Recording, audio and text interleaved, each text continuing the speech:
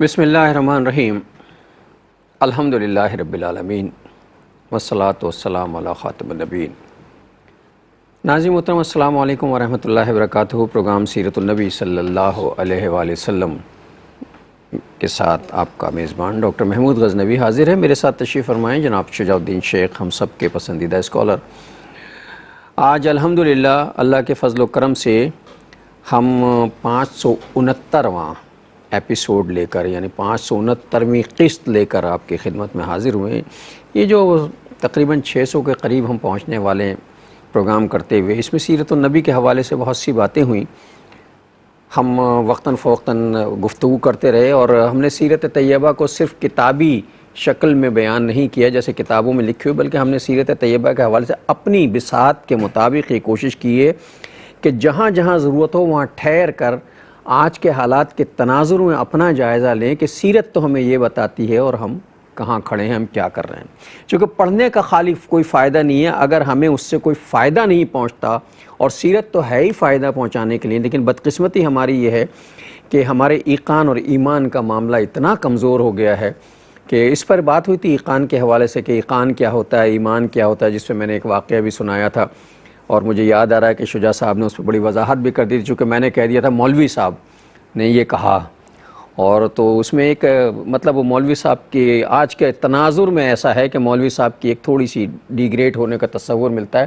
اللہ نہ کرے، مولوی ہونا یا ملا ہونا تو ایک بہت بڑا اعزاز ہے، اور یہ اعزاز اللہ تعالیٰ سب کو نصیب فرمائے۔ تو ان کی مثال دیتے ہوئے کہ انہوں نے کسی کو کہا تھا کہ بسم اللہ پہ یقین ہے اگر تو آدمی پانی پہ سفر کر سکتا ہے، وہ دیہاتی بڑا خوش ہوا اور اس نے واقعی بسم اللہ پڑھی، وہ پانی پہ پیر چلتا ہوا گزر گیا۔ اس نے مولوی صاحب سے کہا آپ بھی آئیے، کہنے لگے نہیں تم جا سکتے ہو، میں نہیں جا سکتا، کیونکہ یہ معاملہ ہے ایمان اور ایقان کا۔ رسول اللہ صلی اللہ علیہ وسلم کے زمانے میں ایقان کا یہ عالم تھا، اور اس کے بعد صحابہ کرام میں بھی یہ تھا کہ حضرت عمر رضی اللہ تعالیٰ عنہ جو ہیں وہ نیل کے نام خط، دریائے نیل کے نام خط لکھتے ہیں، تو وہ دن ہے اور آج کا دن ہے، نیل جو ہے بہہ رہا ہے۔ یہ ہے وہ ایمان اور ایقان جس پر بات ہوئی تھی۔ شجاع صاحب سے پچھلے پروگرام کا ریکیپ لیتے ہیں اور پھر انشاءاللہ اگلی طرف ہم چلیں گے۔ السلام علیکم۔ وعلیکم السلام ورحمۃ اللہ وبرکاتہ۔ کیسے مزاج؟ الحمدللہ، آپ خیریت سے ہیں؟ الحمدللہ، اللہ کا شکر ہے۔ آپ سنائیے کیسے، کیا صورتحال ہے؟ جی صورتحال آپ کے سامنے ہے۔ ہاں، موسم بھی گرم ہے اور جی حالات بھی گرم ہیں۔ جی اللہ تعالیٰ خیر اور عافیت کا معاملہ رکھے۔ بسم اللہ الرحمن الرحیم۔ اللہم صلی علی محمد وعلی آل محمد وبارک وسلم۔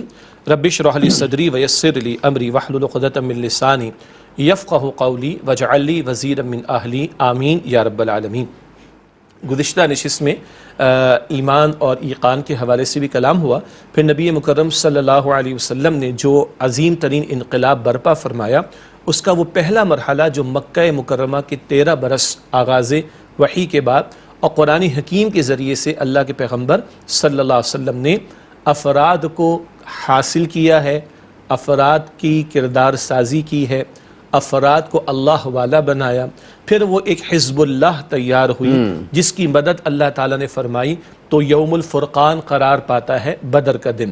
وہ 4 کام ہم نے پچھلی مرتبہ تفصیلاً بیان کیے۔ سورہ جمعہ کی آیت نمبر 2 میں بھی ذکر آتا ہے اور 4 مرتبہ قرآن پاک میں ذکر آتا ہے۔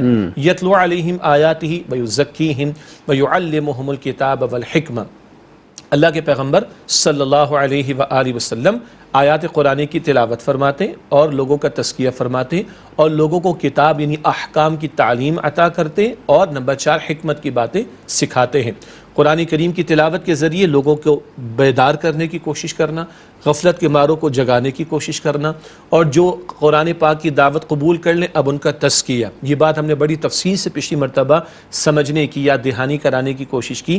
تزکیہ بہت اہم ہے، اگر تزکیہ نہ ہو تو علم نافع نہیں ہو سکے گا، جو کہ نہیں ہے۔ اور آج جس بات پر ہم سب پریشان ہیں کہ کتابوں کی کمی نہیں ہے، کلاس رومز کی کمی نہیں ہے، تعلیمی اداروں کی کمی نہیں ہے، بلکہ سلسلہ بڑھتا چلا جا رہا ہے، لیکن ہم دیکھتے ہیں کہ کئی مرتبہ یہ علوم اور فنون وہ نافع نہیں ہو پا رہے، یا کئی مرتبہ دنیاوی عصری علوم کے حاملین وہ بہت زیادہ بگاڑ میں مبتلا بھی دکھائی دیتے ہیں۔ تو ہم نے کلام کیا کہ تزکیے کے بغیر اگر علم دیا جا رہا ہے تو وہ نافع نہیں ہوگا۔ تزکیے کے بغیر اگر بندہ نماز میں بھی کھڑا ہو گیا تو وہ کما حقہ اس کے فوائد حاصل نہیں کر سکے گا۔ اس پر سورۃ الاعلیٰ کی آیات تلاوت کی گئی، قد افلح من تزکا وذکر اسم ربہ فصلی، یقیناً وہ کامیاب ہوا جس نے تزکیہ کر لیا اور اپنے رب کے نام کا ذکر کیا اور نماز ادا کی۔ تو نماز لازم مگر تزکیہ بھی لازم ہے۔ تزکیے کے بغیر اگر نماز میں کھڑا ہوگا تو ہو سکتا ہے وہاں بھی دکان کا حساب کتاب یا کچھ اور معاملات اسی میں لگا رہے گا۔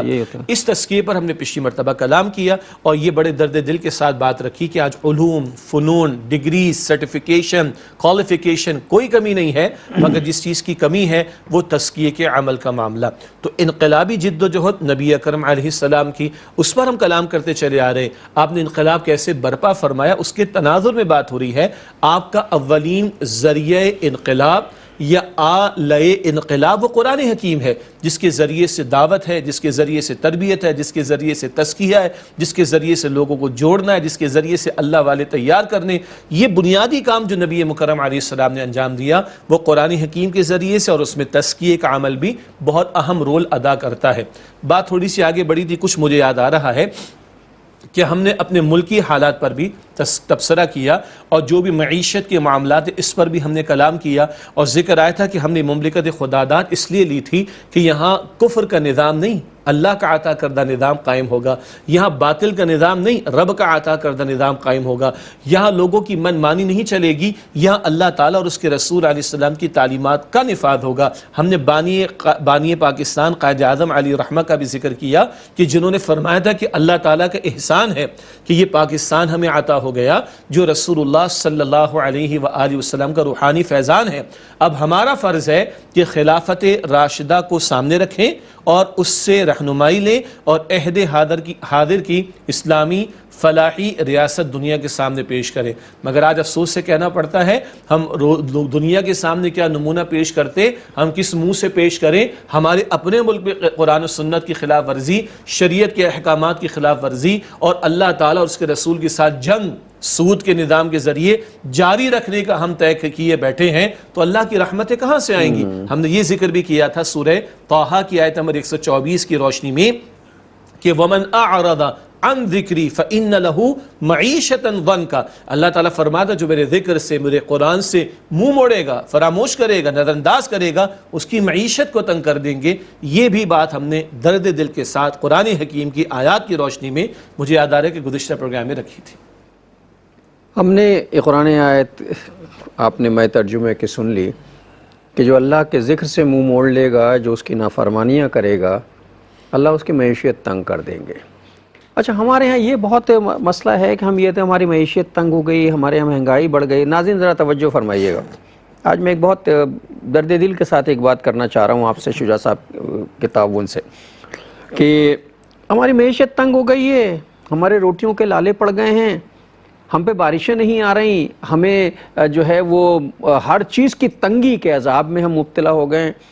یہ ساری چیزیں ہم کہتے ہیں حالات کے تناظر میں دیکھیں تو ایسا ہے اور اسباب ایسے ہیں، وہ ساری چیزیں اپنی جگہ صحیح ہیں، لیکن اس میں ایک یہ پہلو بھی ہے کہ اللہ تعالیٰ یہ بھی تو قرآن میں کہتا ہے کہ اگر ہماری نافرمانی نہ کرتے، ہماری آیتوں کو نہ جھٹلاتے اور ہماری فرما برداری کرتے تو تم زمین سے بھی کھاتے اور آسمان سے بھی کھاتے۔ ایسا ہی نا؟ جی بالکل، قرآن حکیم میں اللہ تعالیٰ ارشاد فرماتا ہے، سورۃ الاعراف کی آیت نمبر 96 میں ذکر ہے وَلَوْ أَنَّ أَهْلَ الْقُرَىٰ آمَنُوا وَاتَّقَوْا لَفَتَحْنَا عَلَيْهِمْ بَرَكَاتٍ مِنَ السَّمَاءِ وَالْأَرْضِ، اگر بستیوں والے ایمان لاتے اور تقوی کی روش پر آتے۔ تقوی کیا ہے؟ ہم کئی مرتبہ ذکر کر چکے ہیں، اس کا ترجمہ اللہ کا خوف رکھنا بھی ہے، اور تقوی کا ترجمہ بچنا بھی۔ کس سے بچنا؟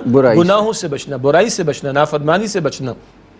تو اللہ تعالیٰ فرما رہا ہے کہ اگر بستیوں والے ایمان لاتے اور تقوی کی روش پر آتے، ہم لفتحنا علیہم برکات من السماء والارض، آسمان سے بھی برکتیں کھول دیتے، زمین سے بھی برکتیں کھول دیتے۔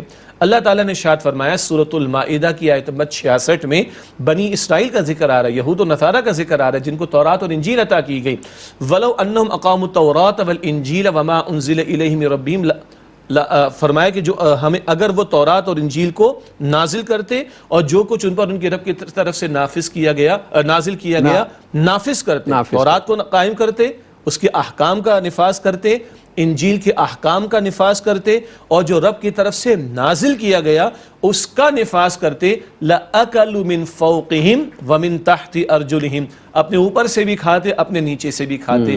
یہ ماننے والوں کے لیے اللہ بیان فرما رہے، تم ایمان کے دعوے دار ہو، تم اللہ تعالیٰ کی مانو گے، تم اللہ کے رسول علیہ السلام کی مانو گے، تم ایمان کے دعوے دار ہو، تم گناہوں سے اجتناب کرو گے، تم کتاب کے ماننے والے ہو، تم کتاب کے احکام کا نفاذ کرو گے، ہم آسمان سے برکتیں کھول دیں گے، زمین سے برکتیں کھول دیں گے، تم اوپر سے بھی کھاؤ گے، اوپر سے بھی نعمتیں عطا ہوں گی، تم نیچے سے بھی کھاؤ گے، نیچے سے بھی نعمتیں عطا ہوں گی۔ ماننے والوں کے لیے اصول کیا ہے؟ ماننے پر آؤ گے تو اللہ تعالیٰ تمہارے مسائل کو حل کرے گا۔ اپنی امت پر قیاس اقوام مغرب سے نہ کر، خاص ہے ترکیب میں قوم رسول ہاشم۔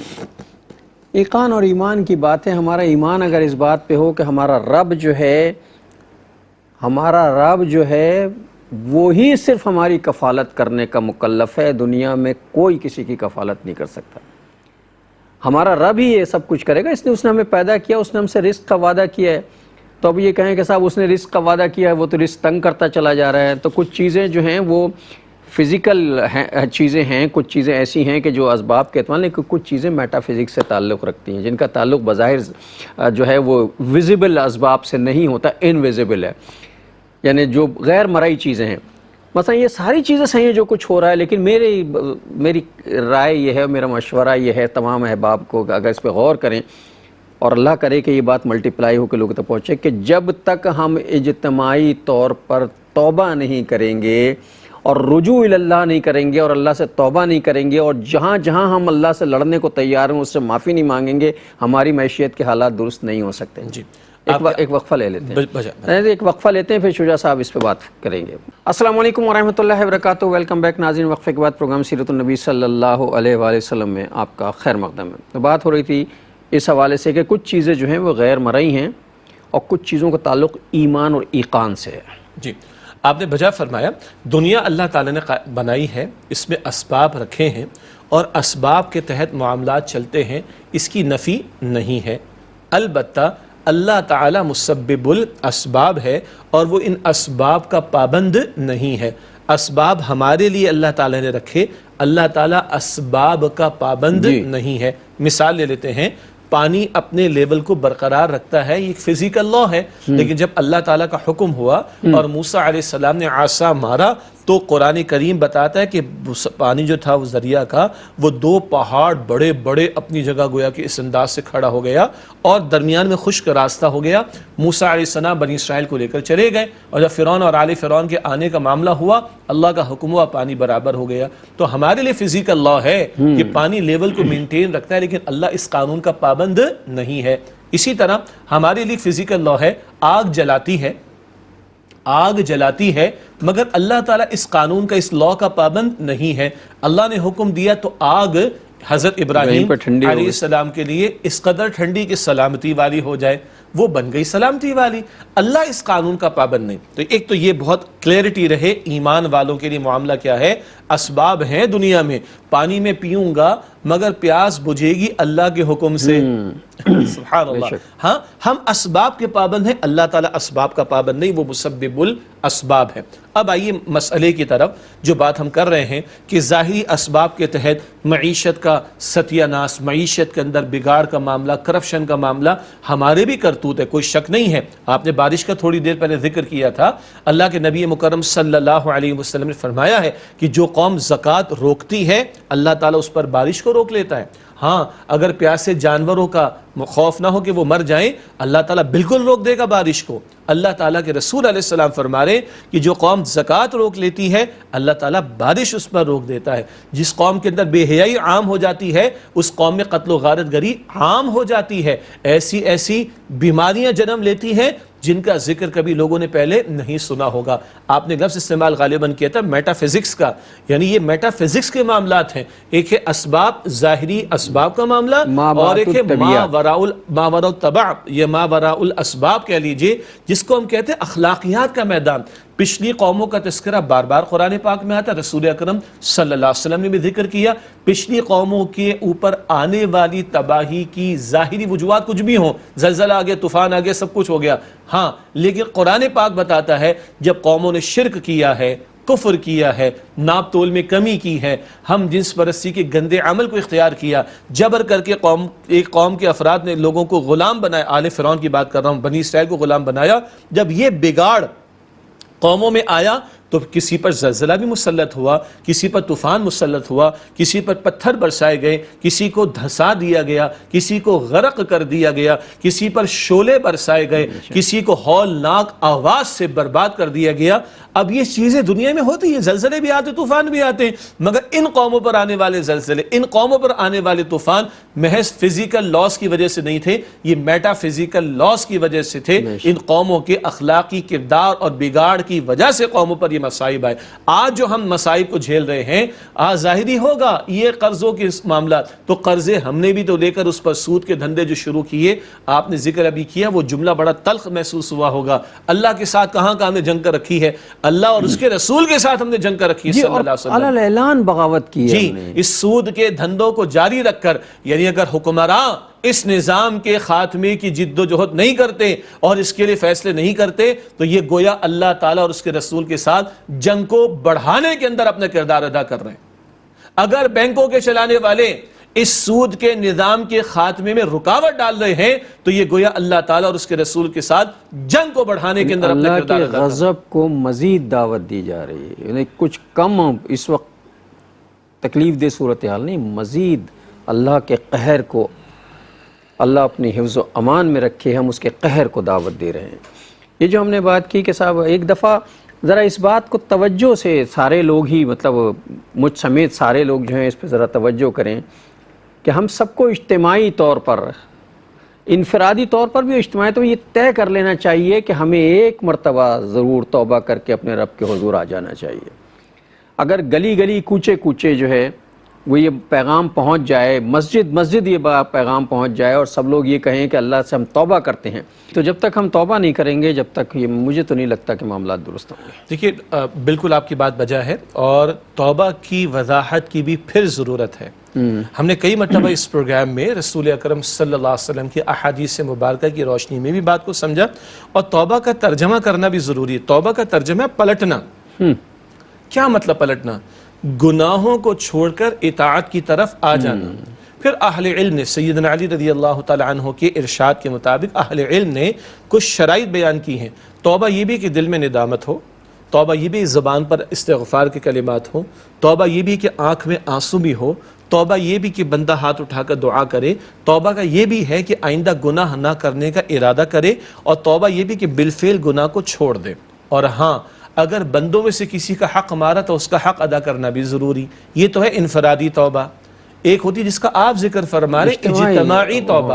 آج اگر مصائب اجتماعی ہیں تو توبہ بھی اجتماعی کرنے کی ضرورت ہوگی۔ اور میں اس فورم سے الحمدللہ کیو ٹی وی کو اللہ تعالیٰ نے سعادت دی ہے، ہر وقت ہر دور میں جب سے قائم ہوا یہ سلسلہ اس چینل کا، کہ قرآن حکیم کی تعلیمات، رسول اللہ علیہ السلام کی تعلیمات کو عام کیا جائے اور مخلوق خدا کی رہنمائی کی ہر ممکن کوشش کی جائے۔ میں اس فورم سے آج یہ بات عرض کرنا چاہتا ہوں، یہ 75 برس ہو گئے مملکت خداداد پاکستان کو حاصل کیے۔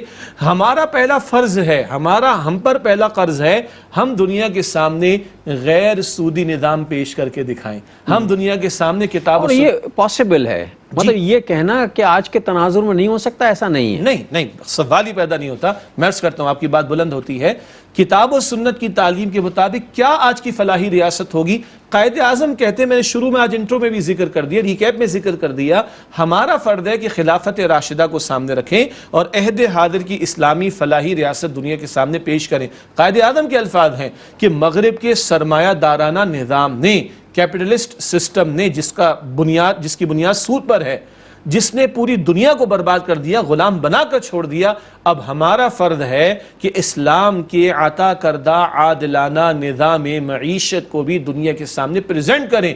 ہم نے تو ملک اس کام کے لیے حاصل کیا تھا، اور بڑا گراں قدر کام ہمارے ملک میں موجود ہے۔ اس تعلق سے سب سے پہلے وفاقی شرعی عدالت کا 1991 میں فیصلہ آیا تھا، پھر 1999 میں سپریم کورٹ کے شریعت اپیلنٹ بینچ کا 1250 صفحات کا فیصلہ آیا تھا، اور اس سال 2022 کا جو رمضان شریف تھا، 26 رمضان کو وفاقی شرعی عدالت کا 319 صفحات کا ورڈکٹ آیا ہے، جن سب میں اللہ تعالیٰ کے فضل و کرم سے سارے علمی مباحث، معیشت کے معاملات، بینکاری کے معاملات اور عہد حاضر کے ایشوز کو بھی ڈسکس کیا گیا، اور روڈ میپ، وے آؤٹ بتائے گئے ہیں کہ ملکی سطح پر سود کا خاتمہ کیسے ہوگا، غیر ملکی سطح پر کیسے ہوگا، جو ہم قرضے لیے بیٹھے ان کے لیے وے آؤٹ کیا ہو سکتا ہے، آئندہ کے لیے سرمایہ کاری کی اسلامی بنیاد کیا ہوگی، بینکاری کی اسلامی بنیاد کیا ہوگی، سب کچھ موجود ہے۔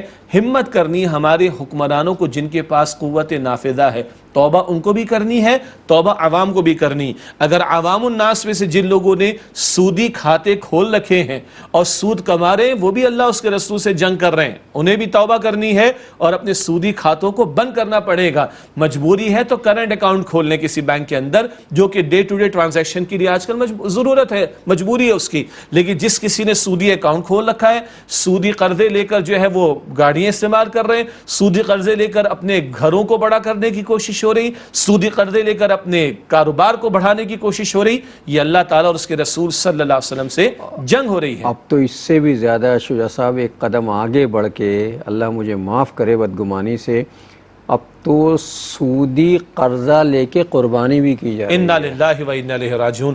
آپ بجا فرما رہے ہیں۔ اب میں اس سے اگلی بات عرض کروں گا تو بہت تلخ بات ہو جائے گی۔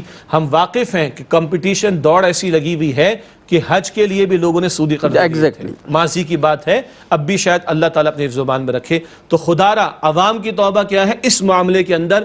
سودی کھاتے بند کریں، سود پہ کوئی گاڑی، سود پہ کوئی گھر، سود پہ کاروبار کا چمکانا، سود پر کچھ اور معاملات ختم، یہ عوام کے کرنے کا کام ہے۔ بینکوں کے کرنے کا کام کیا ہے؟ جو اس ملک کی وفاقی شرعی عدالت کا فیصلہ موجود ہے، اس سے پہلے کے فیصلے موجود ہیں، وہ رکاوٹ نہ ڈالیں، بلکہ سود کے دھندے کو ختم کر کے اسلامی بنیاد پر بینکاری کے نظام کو چلانے کے اندر اپنا حصہ ڈالے۔ جہاں کمیٹیاں بھی موجود ہیں، گرا قدر کام موجود ہے، اگر مسائل ہیں تو ایکسپرٹس کو بلا کے بات ہو سکتی ہے۔ ایکسپرٹس موجود ہیں، علماء بھی ہیں، اکانومسٹ بھی ہیں، بینکرز بھی ہیں، سب کام موجود ہے۔ اصل ہے ول پاور کا معاملہ، اور جو قوت نافذہ ہے وہ حکمرانوں کے پاس ہے۔ حکمرانوں کو بھی اللہ کو جواب دینا ہے، میں نے بھی اللہ کو جواب دینا ہے، عوام کو بھی اللہ کو جواب دینا ہے۔ ہمارے معاملات نہیں سدھریں گے، اللہ کے ساتھ جنگ کریں گے، اللہ کے رسول علیہ السلام کے ساتھ جنگ کریں گے تو حالات کیسے سدھرنے؟ اچھا، جنگ کیوں کہا گیا؟ جنگ کا حاصل ہوتا ہے تباہی۔ کیا تباہی سر پر نہیں کھڑی ہے؟ آج ہمارے سڑکوں پر کیا حالت ہو چکی ہے، گھروں کے اندر کیا حالت ہو چکی ہے، ریڑھی لگانے والے کی کیا حالت ہو چکی ہے، مزدور طبقے کی کیا حالت ہو چکی ہے، مزید ابتری کی طرف جا رہا ہے، مڈل کلاسر کی کیا حالت ہو چکی ہے، اور کوئی تباہی کم ہے جو ہمارے سروں پر مسلط ہو؟ تو اللہ تعالیٰ اور اس کے رسول سے جنگ کا حاصل یہ کہ تباہی اور بربادی کے سوا کچھ نہیں ملے گا۔ اور اللہ کے رسول نے فرمایا صلی اللہ علیہ وسلم، سود کا انجام مفلسی کے سوا کچھ بھی نہیں ہے۔ اور ہو گیا جی، اور اللہ کے رسول علیہ السلام نے فرمایا کہ سود کے گناہ کے 70 حصے ہیں، کم ترین حصہ یہ ہے کہ کوئی شخص اپنی ماں کے ساتھ منہ کالا کرے، استغفر اللہ، ہل جاتا ہے انسان۔ کیوں؟ ہم برائی کو برائی نہیں سمجھ رہے، ہم سود کو برا نہیں سمجھ رہے، تو اللہ کے پیغمبر ایسی مثال دے کر سمجھا رہے صلی اللہ علیہ وسلم کہ آپ ہل جائے۔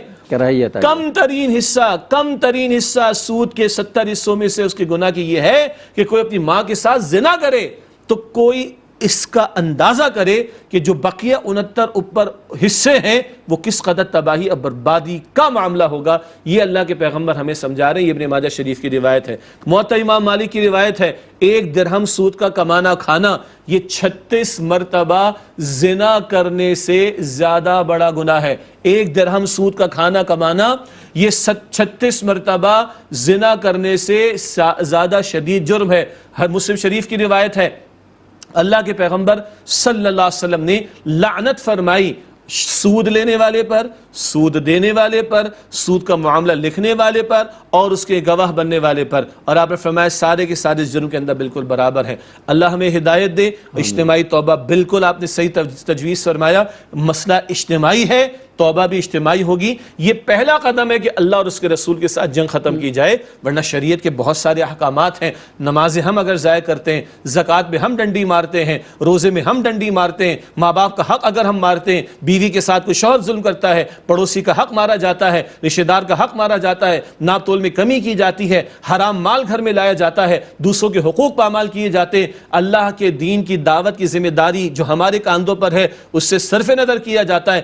شریعت نے جن کاموں سے منع فرمایا اگر ان کا ارتکاب کیا جاتا ہے ان سب گناہوں کو بھی چھوڑنا ہے۔ میں تو پہلے قدم کے طور پر کہہ رہا ہوں جنگ تو بابا ختم کرو اللہ اس کے رسول سے، تو پھر کوئی معاملات آگے بڑھیں گے۔ جنگ رکے گی، امن ہوگا تو پھر کچھ ہوگا۔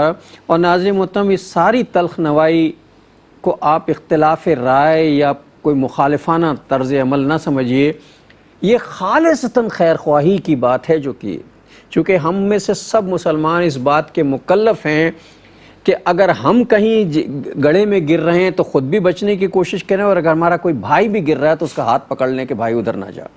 اور یہ جو حکومتوں کے خلاف اگر سمجھ رہے ہیں کہ خلاف ہیں، تو خلاف نہیں، یہ خیر خواہی کہ ان کے پیچھے سے پکڑ لو ان کے گریبان یا کالر ہیں کہ بھائی تم گر رہے ہو، ایسا نہ کرو۔ اور پوری قوم کے ساتھ اگر ہم نے بینکوں کے حوالے سے بات کی ہے تو ان کی خیر خواہی کے لیے، خدا نخواستہ مخالفت کے لیے بات نہیں، ہمیں کوئی مخالفت کسی سے نہیں ہے۔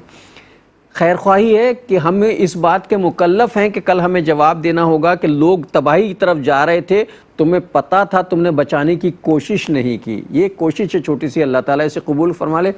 ایک وقفہ لیتے ہیں۔ السلام علیکم ورحمۃ اللہ وبرکاتہ۔ ویلکم بیک ناظرین، وقفے کے بعد پروگرام سیرت النبی صلی اللہ علیہ وآلہ وسلم میں آپ کا خیر مقدم ہے۔ بہت تلخ باتیں ہوئیں، اور ظاہر ہے یہ ساری ہم اگر اپنا احتساب نہیں کریں گے تو سوائے ذلت و رسوائی کے کچھ نہیں ہوگا۔ تو ساری دنیا کو ہم برا بھلا کہتے رہتے ہیں، ہم اپنے اوپر تو سوچیں گے ہم کیا کر رہے ہیں۔ اصل میں سارے گناہ تو ہمارے اندر ہیں، تو جب اپنے عیبوں پہ نظر پڑتی تو پھر سارے لوگ پارسا نظر آتے ہیں۔ تو اپنے عیبوں کو دھو لیجئے، جس میں بھی شامل ہوں۔ گناہ کیے ہیں توبہ کر لیجئے، اپنے حکمرانوں کو توبہ کی دعوت دیجئے، بس ہم اتنا ہی کر سکتے ہیں۔ ہدایت دینا نہ دینا کسی اور کا کام ہے، ہمارا کام نہیں، ہمارا کام صرف میسیج پہنچانا ہے۔ اللہ تعالی ہم سب کو ہدایت عطا فرمائے۔ اور یہ بات ہے ایمان اور ایقان کی، اگر ایمان کے ساتھ ہم یہ بات طے کر لیں کہ نہیں یار یہ کریں گے اور اللہ ہمارا جو ہے ہم سے راضی ہوگا اور ہمیں برکت ڈالے گا، تو آپ یقین جانیں ایسا ہوگا، اس لیے ایقان اور ایمان کی بات ہے۔ بس اٹھ بان کمر کیا ڈرتا ہے، پھر دیکھ خدا کیا کرتا ہے۔ یونس علیہ السلام کی قوم کا ذکر گزشتہ کسی پروگرام میں بھی جی ہم نے کہا تھا عذاب آ گیا تھا۔ سورہ یونس کی آیت نمبر 98 ہے۔ پوری قوم عذاب کے آثار دیکھ لی، عذاب آیا چاہتا ہے، خوف پیدا ہو گیا، گھروں سے باہر آ گئے، اور اپنی عورتوں کو، بچوں کو، بوڑھوں کو، جانوروں تک کو لے کر میدان میں آ گئے، اللہ کے سامنے جھک گئے۔ آئے ہوئے عذاب کو اللہ تعالیٰ نے ٹال دیا، وہ قادر مطلق ہے جی۔ اور یہ کیوں بیان ہو گیا؟ قرآن پاک قیامت تک پڑھا جائے گا۔ اگر کوئی قوم ذرا اس میں رمق پیدا ہو جائے اور وہ لوٹنے کو تیار ہو جائے، اللہ تعالیٰ آئے ہوئے عذاب کو دور کر دے گا۔ اللہ علی کل شیء قدیر ہے، اللہ کے لیے کیا مشکل ہے؟ جی یہ دو قطرے اللہ کو بڑے پسند ہیں۔ حدیث میں آتا ہے اللہ کے رسول مکرم صلی اللہ علیہ وسلم نے فرمایا دو قطرے اللہ کو بڑے پسند ہیں، ایک جو اللہ کے خوف سے آنکھوں سے آنسو کی صورت میں بہہ جائے، اور دوسرا وہ قطرہ خون کا جو راہ خدا میں جنگ کرتے ہوئے، قتال کرتے ہوئے بہہ جائے۔ اللہ کو تو پسند ہے۔ اللہ کے رسول فرماتے ہیں علیہ السلام، اللہ تعالیٰ فرماتا ہے میرے بندو تم نے رات میں گناہ کر لیے، دن میں توبہ کر لو میں معاف کر دوں گا۔ تم نے دن میں گناہ کر لیا، رات میں توبہ کر لو میں معاف کر دوں گا۔ اللہ کے رسول فرماتے ہیں علیہ السلام، بندے کی گناہ زمین سے لے کے آسمان تک بھی بھر جائیں، اللہ تعالیٰ فرماتے ہیں فلا ابالی، مجھے کوئی پرواہ نہیں، شرک چھوڑ دے، کفر چھوڑ دے اور آ جائے اللہ تعالیٰ کی طرف لوٹ کر، اللہ کہتا ہے میں سارا معاف کر دوں گا۔ اللہ کے رسول فرماتے ہیں علیہ السلام، التائب من الذنب کمن لا ذنب لہ، گناہ سے توبہ کرنے والا ایسا ہے گویا اسے گناہ کیا ہی نہ ہو۔ پھر ایک وقتی طور پر، ظاہری بات ہے 22 کروڑ کی آبادی اس ملک پاکستان کی، لوگ سوچتے ہوں گے کیسے ہو جائے گا؟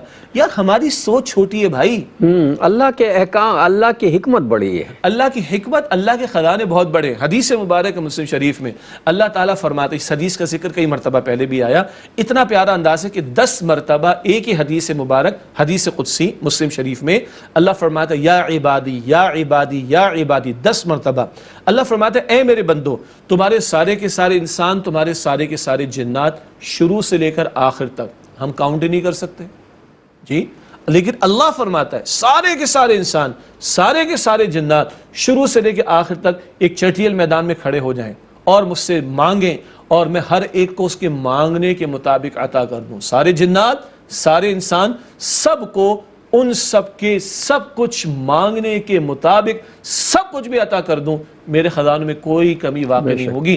بس دیکھ لینا، سوئی کو سمندر میں ڈالو اور نکال کر دیکھو کتنا پانی لگ کر آئے، ایسا کچھ ہوگا۔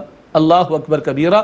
تو ہمارا معاملہ ہے کہ ہم ذرا تلخ بات نہ ہو جائیں، ہم انڈر اسٹیمیٹ کر لیتے ہیں. ہماری عقل چھوٹی ہے, علم کم ہے. اچھا, اللہ کے خزانے کی کنجی بڑی کمال کی ہے نا. اللہ کے پاس ایک کنجی ہے, وہ صرف کن کہتا ہے, صرف اس کے زبان سے ایک کن نکلتا ہے اور فیکن ہو جاتا ہے سب کچھ. اور خزانوں کا معاملہ پتہ ہے کیا ہے؟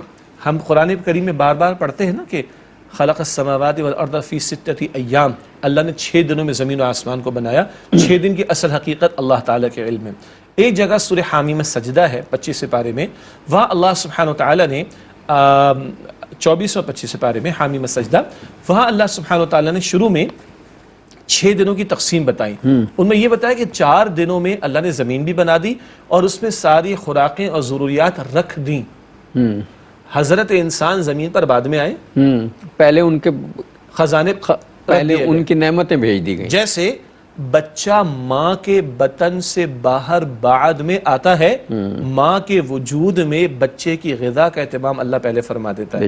اللہ کے خزانوں میں کمی نہیں, اور وہ اس کی ذمہ, وہ اس کے ذمہ کرم پر ہے. وہ فرماتا ہے سورہ ہود آیت نمبر 6 12ویں پارے کے آغاز میں, وَمَا مِن دَابَّةٍ فِي الْأَرْضِ إِلَّا عَلَى اللَّهِ رِزْقُهَا, زمین میں کوئی جاندار نہیں جس کی ذمہ داری رزق کے اعتبار سے اللہ تعالیٰ کی ذمہ کرم پر نہ ہو. اللہ تعالیٰ ایک جگہ سورہ ہجر میں فرماتا ہے کہ جو ہم نازل فرماتے نا الا بقدر معلوم, ہم تو ایک ڈیو میجر میں بقدر معلوم عطا کرتے, نازل کرتے, ورنہ ہمارے خزانے تو بہت زیادہ ہیں. آپ غور کریں نا, دنیا میں بعض ممالک کے اندر گندم زیادہ پیدا ہو جاتی ہے, تو بجائے اس کے کہ وہ غریب ممالک کو سستا بیچ دیں, وہ ظالم اس کو سمندر میں ڈمپ کر دیتے تاکہ پرائسز کو اوپر رکھا جائے. استغفر اللہ. جی, اصل میں جتنی مصیبتیں آئی ہیں ہمارے کرتوتوں کی وجہ سے آئی ہیں, ہمارے کردار کی بگاڑ, ہمارے کریکٹر, ہمارے کرتوت نے ہمیں یہاں پہنچا. وہ اللہ تعالیٰ نے قرآن میں کہا نا کہ یہ جو عذابوں میں مبتلا ہیں تو اپنی وجہ سے مبتلا ہیں. سورہ شورا, بلکہ پچھلی بات کو ہم مکمل کر لیں کہ میں عرض کر رہا تھا کہ بعض ملکوں میں بعض اجناس جب زیادہ آ جاتے ہیں تو کیا کریں, وہ ڈال دیتے سمندر کے اندر. کہنے کا مطلب یہ ہے اللہ کہہ رہے بقدری معلوم دے رہا ہوں, سارا نازل کر دوں تو سنبھالیں گے کیسے ہم لوگ؟ تو اللہ کو معلوم ہے. الا یعلم من خلق, وہ فرماتا ہے کہ اب وہی نہ جانے گا جس نے پیدا فرمایا. اور یہ جو آپ نے فرمایا کہ لوگوں کے کرتوتوں کا معاملہ, قرآن پاک ہم کئی مرتبہ ذکر کر چکے. سورہ روم آیت نمبر 41 پہ ذکر آتا ہے ظہر الفساد فی البر والبحر بما کسبت ایدی الناس, خشکی اور تری میں فساد مچ گیا لوگوں کے کرتوتوں کی وجہ سے. سورہ شورا میں آتا ہے آیت نمبر 30 میں وما اصابکم من مصیبت فبما کسبت ایدیکم ویعفو عن کثیر, یہ تم پر مصائب آتے ہیں تمہارے کرتوتوں کی وجہ سے. بہت سی باتوں کو تو اللہ تعالیٰ معاف فرما دیتا ہے. کم از کم 2 جگہ اللہ تعالیٰ فرمایا اگر تمہارے ہر کرتوت پر اللہ پکڑنے پر آ جائے تو زمین پر ایک جاندار کو بھی اللہ باقی نہ چھوڑے, سانس بھی نہیں لے سکتے.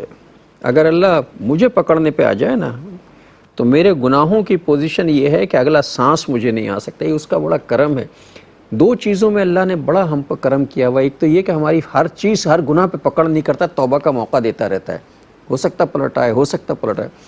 اور دوسرے یہ کہ اللہ نے ہمارے عیبوں کی دنیا میں پردہ پوشی کی ہوئی ہے, ورنہ کوئی آدمی ایسا نہیں ہے جو دوسرے کے سامنے منہ دکھانے کے قابل ہو. اللہ کا فضل ہے.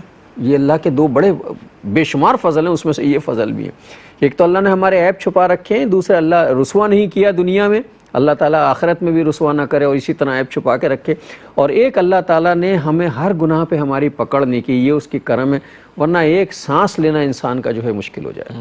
اللہ تعالیٰ محفوظ رکھے. اور یہ اس کی صفت ستار ہے کہ وہ پوشیدہ رکھتا ہے اور اسے پوشیدہ رکھا ہوا ہے. بہرحال میں سمجھتا ہوں کہ آج ایک اہم میسیج ہمارے اس فورم سے اور کیو ٹی وی کے اس فورم سے توبہ کی منادی, توبہ کی پکار, توبہ کی طرف توجہ دلایا جانا.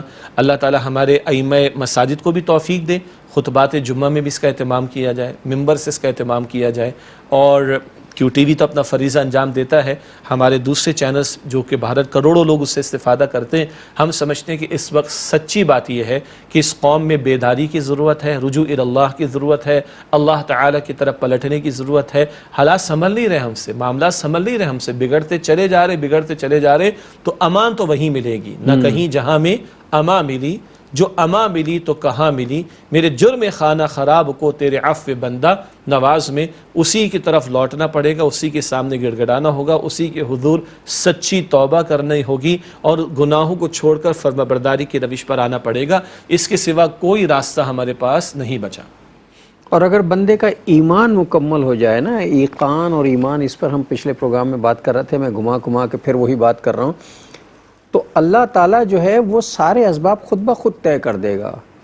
آدمی کے ایمان کی پوزیشن یہ ہوتی ہے کہ یہ ہم کہتے ہیں نا وہ کیسے مانے گا، وہ کیسے مانے گا، اسے کیسے، یہ تو انسان ہے نا، کیسے مانیں گے، کیسے سمجھائیں گے. میں ایک چھوٹا سا واقعہ ڈسکس کرنا چاہتا ہوں. شمالی افریقہ کے علاقے میں کچھ لوگوں کا خیال تھا اور بڑی خواہش تھی کہ جیسے بصرہ میں، جیسے مصر میں اور فارس میں جو ہے شہر آباد ہیں اور علمی کتب خانے آباد ہیں، تو یہاں افریقہ کے علاقے میں بھی کچھ نہ کچھ جو ہے وہ ہونا چاہیے اس طرح کا. تو اس صحابہ کی ایک جماعت جو ہے وہ نکلی اور حضرت نافع بن عقبہ رضی اللہ تعالیٰ عنہ کی قیادت میں، اسے پیسالار تھے، وہاں سے نکلے. تو کسی نے سروے کرایا کہ یہاں شہر آباد ہونا چاہیے. تو جب سروے کر کے جس جگہ پہ ٹھہرے تو وہ جگہ وہ تھی جہاں پانی بھی تھا، ہریالی بھی تھی اور یہ جگہ بہترین تھی.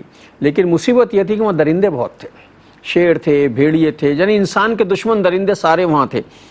تو کہا کہ جگہ تو یہ بہت اچھی ہے لیکن انسانوں کے رہنے کی جگہ نہیں ہے. تو حضرت عقبہ بن نافع رضی اللہ تعالیٰ عنہ نے ایک خط لکھا جنگل کے درندوں کے نام، اور خط لکھا کہ یہ عقبہ بن نافع کی طرف سے جو رسول اللہ صلی اللہ علیہ وسلم کی طرح کے حکم کے تحت سپہ سالار بنا کر بھیجا گیا ہے اور وہ اللہ کے رسول کا حکم نافذ کرنے کے لیے آیا ہے. اے جنگل کے درندوں، ہم یہاں مسلمانوں کے جہادی مومنین کا، جہاد کرنے والے مومنین کا ایک شہر آباد کرنا چاہتے ہیں.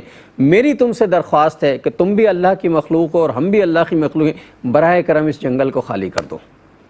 اور یہ خط شجاع صاحب تاریخی واقعہ ہے یہ، کہ یہ خط ایک درخت پہ لٹکا دیا سپہ سالار کے حکم کے تحت. 3 دن تک تاریخ میں لکھا ہے کہ درندے جو ہیں اس بستی، اس جنگل سے نکلتے رہے. شیرنیاں اپنے بچوں کو منہ میں تھامے ہوئے نکلتی تھیں، اور تیسرے دن جب وہاں دیکھا تو ایک درندہ بھی وہاں موجود نہیں تھا. وہاں شہر قائم ہوا اور وہ شہر تھا جو علم کا مرکز بنا بعد میں. اللہ اکبر کبیرہ. یہ ایمان کا ہے. درندے تک ماتے. میں نے پہلے بھی انٹرو میں بھی کہا تھا، حضرت عمر رضی اللہ تعالیٰ عنہ کے 2 واقعات ایسے ہیں. ایک تو دریائے نیل، آپ نے خط لکھا تھا دریائے نیل کو، کہ نیل بہنے لگا، اللہ کے حکم سے بہتا ہے، آج تک بہ رہا ہے. اور ایک مرتبہ جب مدینے میں زلزلہ آیا تو حضرت عمر رضی اللہ تعالیٰ عنہ نے زمین پہ ڈنڈا مار کے کہا تھا، عصا مار کے، کہ اے زمین، کیا عمر تیرے اوپر انصاف نہیں، عدل نہیں کرتا جو تو کانپ رہی ہے. اور اس دن سے آج تک مدینے میں زلزلہ نہیں آیا. اللہ. یہ لوگ ہیں یقین، ایمان توکل، یہ بھی تو مومن تھے. تعلق مع اللہ. بس آج اسی بات کا مسئلہ ہے کہ اللہ پر توکل کی بات. اللہ تعالیٰ فرماتا ہے وَمَن يَتَوَكَّلْ عَلَى اللَّهِ فَهُوَ حَسْبُهُ، جو اللہ تعالیٰ پر توکل کر لے اللہ تعالیٰ اس کے لیے کافی ہو جاتا ہے. اور حدیث مبارک میں آیا کہ جو اس آیت کو تھام لے اللہ تعالیٰ واقعتاً اس کے لیے کافی ہو جاتا ہے. تو کیا ہمارا یہ ایمان نہیں ہے کہ اگر ہم اڑ جائیں گے کمر باندھ کے اور یہ سوچے بغیر کہ کیسے ہوگا، کیا ہوگا، اور ہم کھڑے ہو جائیں گے کہ جیسے بھی ہوگا، جو بھی ہوگا ہمارا رب کرے گا، تو کیا اللہ ہمارا ہاتھ نہیں تھام لے گا؟ کیا ایسا ہو نہیں جائے گا؟ کیا ہمارا اب بھی یہ ایمان نہیں ہے؟ اور کیا اب بھی وقت نہیں آیا ہے رجوع الی اللہ کرنے کا؟ اس پر آیت ہے سورہ حدید کی آیت نمبر 16، أَلَمْ يَأْنِ لِلَّذِينَ آمَنُوا أَن تَخْشَعَ قُلُوبُهُمْ لِذِكْرِ اللَّهِ وَمَا نَزَلَ مِنَ الْحَقِّ. کہ اب بھی ایمان والوں پر وقت نہیں آیا کہ ان کے دل کانپ اٹھیں اللہ کے ذکر کی وجہ سے اور جو حق میں سے اللہ تعالیٰ نے نازل فرمایا. آخر اور کس پریشانی اور تباہی اور مصائب اور حالات کے بگاڑ کا ہمیں انتظار ہے؟ آخر کب اللہ کی طرف لوٹیں گے؟ آخر کب لوٹیں گے؟ کب لوٹیں گے اللہ کی طرف؟ یہی وقت ہے لوٹنے کا. اور ممکن ہے کہ میرے رب نے یہ حالات پیدا اسی لیے کیے ہوں کہ وہ چاہتا ہو کہ ہم اس کی طرف لوٹ رہے ہیں، وہ ہمارے لیے بھلائی کا معاملہ کر دے. آج کا پروگرام ختم کر رہے ہیں، حدیث ہدیہ کروانا چاہتا ہوں. نبی اکرم صلی اللہ علیہ وسلم نے ارشاد فرمایا کہ دیکھو، اگر جوتے کا تسمہ بھی مانگنا ہو تو اللہ تعالیٰ سے مانگو. حدیث مبارک مکمل جامع ترمذی شریف کی روایت ہے.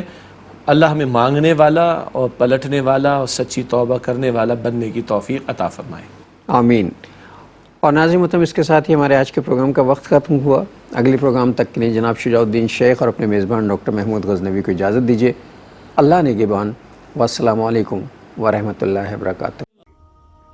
ناظرین، اگر آپ ایسی ہی مزید ویڈیوز دیکھنا چاہتے ہیں تو ہمارا ARYQTV کا چینل سبسکرائب کیجیے اور بیل آئیکن کا بٹن دبانا نہ بھولیے تاکہ آپ سے کوئی پسندیدہ پروگرام مس نہ ہو جائے.